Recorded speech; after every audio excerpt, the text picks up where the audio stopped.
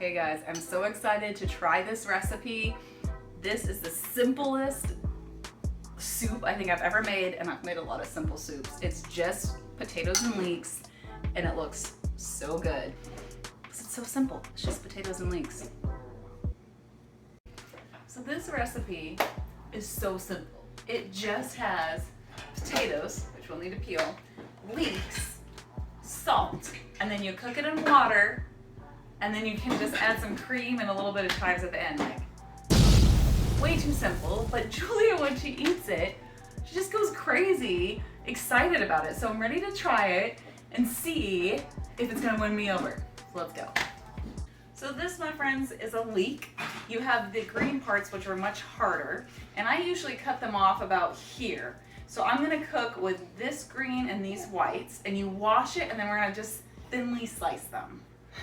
See, I'm just gonna discard the more tougher parts, and then we just slice really thinly.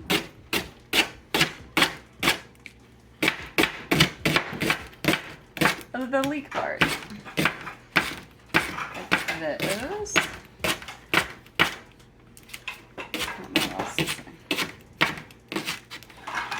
Ta-da! My amazing knife skills, I know. So that's what I'm gonna go ahead and do with these other two, and then we're gonna peel potatoes. Okay friends, look at my beautifully sliced leeks. Now we gotta do potatoes. So you don't want the peels. We're gonna peel those. You should wash them first. You notice that my hands are wet. And then I'm just gonna peel these in a bowl here. I mean, honestly, peeling is a really good job for kids. That's how I learned it. I mean, that's why we have kids, right? To do things like that. Having kids saves us so much time and effort and work. Now, you don't have to be perfectionist, or I'm not gonna be, with making sure you get every little bit of peel, but it definitely helps. Try not to remove any skin while you're doing it, because it will hurt. And did you guys know the little end on here is perfect for like getting these spots out of the potato if you have the weird eyes or whatever there. So I'm just gonna peel this. And then, because we're gonna be boiling this and then we're gonna be like putting it in the blender, we're just gonna kind of give it a chop. Ooh. And obviously, yeah, anyway, probably didn't have to cut those, so. Ta-da! My beautifully cut potatoes. So we're gonna go ahead and go do a couple pounds of potatoes like this.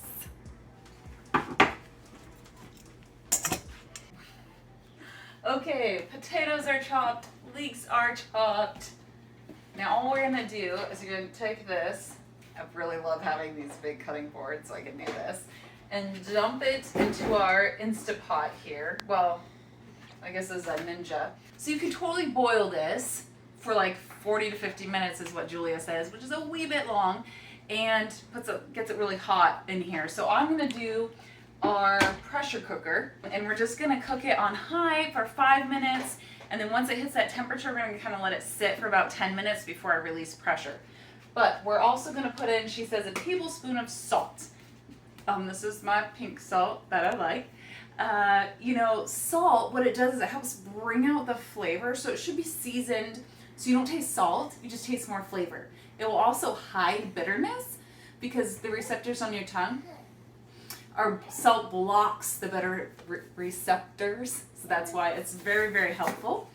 So we're gonna put in about a tablespoon, which will feel like a lot. But we really don't have much in here, so we're just trying to bring out those natural potato leek flavors.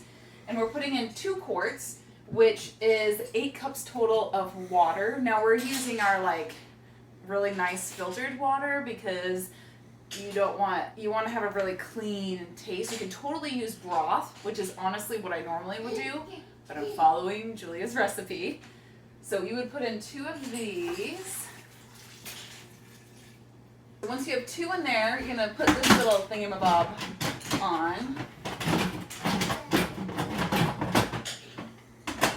I got this. Okay. This is the Ninja one, so you notice this, because it also does an air fryer. I love my air fryer. And turn it on. So I'm going off of her pressure cooker recipe, but changing it a little bit. So I'm just going to do high pressure. So we're going to go to pressure, high, and then time for 5 minutes, and then start. And as you guys know, it takes a while to come up to time, and then it'll cook for 5 minutes, and I'm going to leave it for 10. And then at that point, it should be all very fork tender, which means you can put your fork through, it will squish, fall apart, and then we'll get to blend it. Yay! I'm really excited to see, and I'm going to be trying this with cream and without cream and see what we think. So this is all cooked up. It's all very, very cooked in here. So what we're going to do is we're going to put this all in the blender to blend up nice and smooth. So then I'm going to just add about 1 ladle, just about a 1/3 cup in there and start with that. So when you're going to blend, you want to make sure you have this up because there's steam that needs to come out. Another thing you can do is just put a towel over this, which will allow the steam so you're not building up steam pressure, which is a thing. Oops. Okay, it's all locked in. So we're going to pulse.